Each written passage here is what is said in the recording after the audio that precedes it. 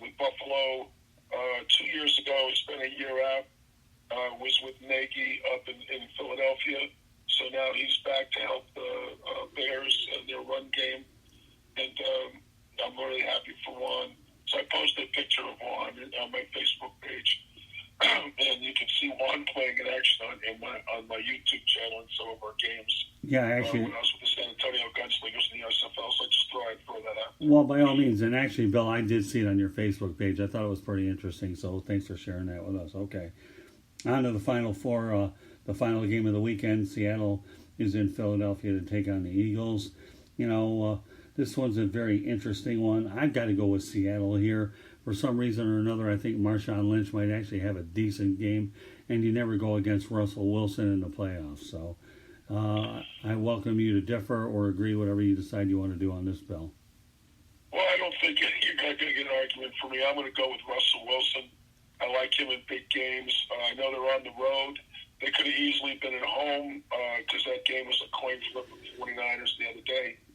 I think, to be honest with you, the Eagles have won 4 in a row, but they haven't played anybody. That's for Washington, Dallas, and the Giants. That division is weak. I think Seattle's playing a tougher schedule. I think they're primed and ready to go to Philadelphia and get out of there with a win. I think it's going to be close, and I think Philadelphia is a little depleted. They've had their tight end, Ertz, is banged up a little bit. Right. They kind of thin a little bit. So, like I said, the NFL is a war of attrition. And I just think the Seahawks are a little healthier at this time. And maybe they'll get into beast mode a little bit, and it's really not going to hurt it. Yeah, I was about to ask you that. How do you think Marshawn Lynch is going to do knowing that he's had a full week of practice spell? He'll be fine. I don't think they're going to rely on him to carry the load because it's tough because he's not really in game shape. But I could be dead wrong on that one. But I just think they're going to put the ball in Russell Wilson's hands and do it through the air and use the run to set up the pass. Just use Lynch as a decoy that the defense has to respect, but to set up the passing. Okay. On the Sports Exchange, we talked about coaching trends, and now we're going to talk about it again, Bill. All right, let's go ahead and reiterate on that. We've seen the Washington Redskins make a move with Ron Rivera, and they added Jack Del Rio as their defensive coordinator, and Daniel Snyder may be forced to do something he's not able to do, and that's stop meddling, because we know that the franchise right now is at an all-time low. And then once we talk about the Redskins, let's talk about the Cleveland Browns, who also have a coaching vacancy. Start off, Bill, with the Washington Redskins situation. Well, I think that some of these organizations are starting to learn that everybody has to be on the same page, and owners own. Let everything fall to the head coach. I think Ron Rivera said it best. Guys, I want you to do it the way we want you to do it. And if we're not successful, it's on me, not you. And that takes the responsibility of winning games to the head coach and off the players' onus. And I think that's where we're moving to. Because what I'm seeing with all these hires is they're going to let the head coach have a lot to say with who they select as a general manager. And they're going to let the head coach have a little bit more dominant role moving forward in these particular situations. So I think with Ron Rivera, and he's got a good wingman, Jack Del Rio, then they'll sit down with Snyder, who's agreed to stay out of it and run all, football decisions falling on Ron Rivera, and they're going to go out and select a general manager, and they're all on the same page and get this, boat moving in the right direction. I think we're seeing the same thing in some of the other situations, like Cleveland. Cleveland, Dorsey didn't want to get demoted. They're going to go out and get a head coach, and they're probably going to do the same thing. Get a general manager, and this are all on the same page. And, it's kind of funny. The Cleveland's paying 3 head coaches. I don't know, this is, I'd like to be a coach right now and, play work for Cleveland. A lot of vacation pay. Oh, no kidding, really. So tell me, let's talk about the Redskins for a moment, Bill. Dwayne Haskins, now is going to be under Ron Rivera.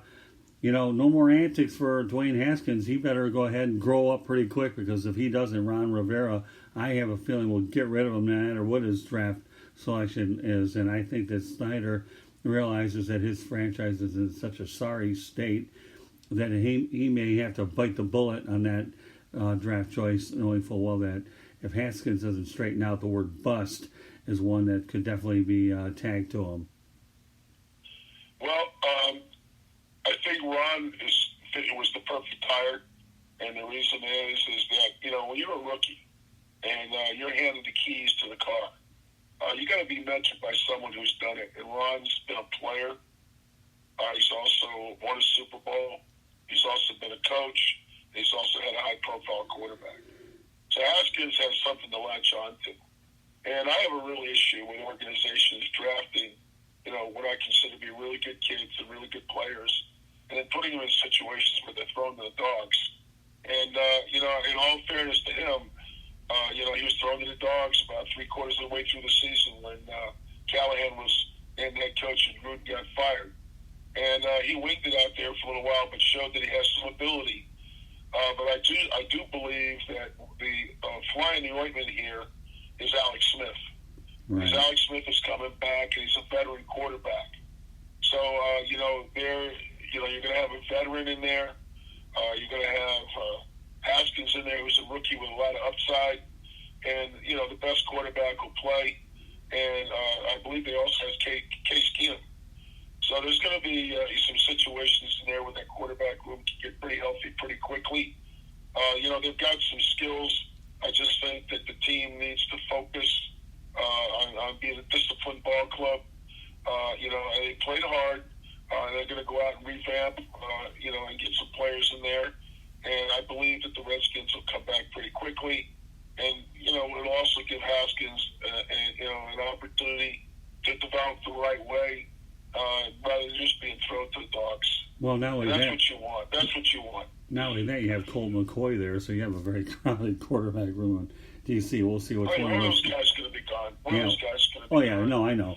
But you're right, Bill. There's definitely a crowded quarterback room for sure. All right, so let's talk about the Cleveland Browns again. Who do you think would be an ideal hire for the Browns? Well, my gut instinct kind of tells me that they're interviewing some people. Mike McCarthy, if he doesn't get the Giants job, will probably get the Cleveland job because he has experience. He's got a quarterback that, Aaron Rodgers, where he can handle Mayfield and get him going. That's a decent football team. They've got to get stronger up the middle. Their offensive line is kind of weak. When they run the football, that opens up their offense, sort of just like the Rams, when, Goff's got a good running game. So I just think that they need a veteran coach to come in there that's been around a long time. But again, he's going to have to make all the groceries, and I have a lot to say with the general manager, so we're all on the same page here. They've got to change the culture there. That's a very undisciplined football team. They talk too much, and I think if they bring in a guy like McCarthy, they'll be able to know what it takes to win and start to, bring back the pride of the Browns. Okay, so that's a franchise. It should be a winning franchise going back from all the old days. It's been tough to watch them ever since they've left, the Browns left to go to Baltimore. It became the Ravens. The Browns have been floundering ever since. So it'd be really nice to see for the National Football League for that franchise to start winning some games. Well, whether you know it or not, Bill, Elliott Wolf is in the front office for Cleveland, and he was with the Green Bay Packers. So I think if there's a general manager to be had, and McCarthy's the guy, I think you can see that the fit would be there between Elliott Wolf and Mike McCarthy. So I think you might have some internal dynamics working for you there. So good stuff. Yeah, and also go to more experienced. Again, we're getting away from hiring younger people. And having guys that are going to be like babysitters to these high-profile quarterbacks. They're going to go with more experienced guys that have had quarterbacks before. They know how to get young guys to play disciplined football and reach their potential. Yeah, change the culture. Well, coach-wise, I think you're right about McCarthy, but having familiarity with Elliott Wolf as a general manager, I think you have a good combination there. and I'm totally with you there. But yeah, no, I wouldn't mind being a Cleveland Browns coach because they're paying three of them now to sit around and do nothing, and I guess Freddie Kitchens can go ahead and take whatever money he's got, Haslam is sending his way, because I'm not so sure he'll ever sniff another head coaching job, but that'll be for future conversation. All right, and the last topic. Also, hold on, one last thing I wanted to interject, Scott. Sure. Was McCarthy spent the last year learning about analytics. So, and I can remember there was a general manager a few years ago, Sasha something, that was real big on analytics. Right. And they tried to work that into the Browns, and then they let that go. So they have to decide, which direction they're going to go, but they're going to incorporate analytics a little bit into it as well. They have something to do with it. So my question, McCarthy getting hired. My question to you is, now that you brought up this point, Bill, let's talk about analytics. Should it be a bigger part of the game, or do you think you still have to rely on the gut instincts, or how much of a factor is analytics these days, Bill? Well, to be honest with you, yeah, I don't think it's that much of a factor, but I do believe that it has its advantages. Like our game, Frank Reich with the Indianapolis Colts, he uses analytics on fourth downs.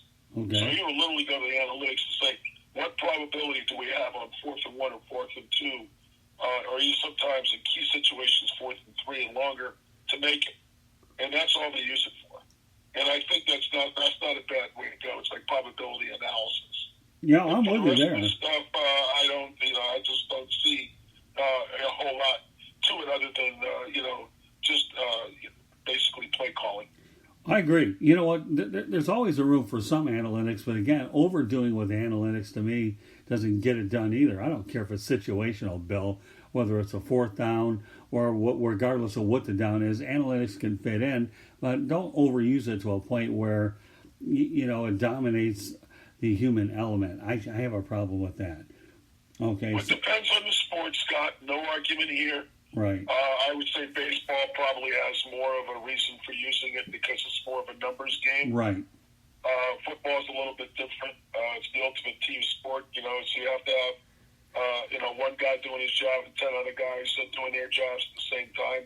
Unlike baseball and basketball, where, we're dealing with one person with a ball in their hand or one guy at a bat, batting a ball. So, so I think there's the use of analytics, but, again, I just don't think that franchises need to totally rely on it for all the decision making. But then again, you have teams like the Rays and the A's that survive on it because they're small market teams. Oh yeah, good points, Phil. All right, so let's talk about we'll say NBA Commissioner David Stern. That'll be our last topic of the night. I'll tell you what, the NBA and the sports world lost a giant on January 1st when David Stern passed away. Well, remember how I talk about how you have to have someone who you fear a little bit? The David Stern was a really strong commissioner. The phones were ringing off the hook ever since he passed away, with all the old-timers who just respected the man beyond belief because of what he did for the game. He could be really, sarcastic in his comments to people, but he also could be, laughable. But the thing that I liked about him, he was a really good leader. I mean, one of the interesting things about him was that he knew all of the players and their children and their wives, which I think is exceptional. Number two, that when he walked in the room, everybody knew he was the smartest guy in the room. And there's something to be said for that. There's that fear factor in there as well. And the thing that I loved about David was when he became commissioner in 1984, one of the first things that he had to do was the coin toss between the Portland Trail Blazers and the Houston Rockets. And the Rockets won that coin flip. They got Akeem Olajuwon. Right. And the Portland team got Sam Bowie, who never really worked out because he was snake bit with injuries. And then the Bulls took Michael Jordan.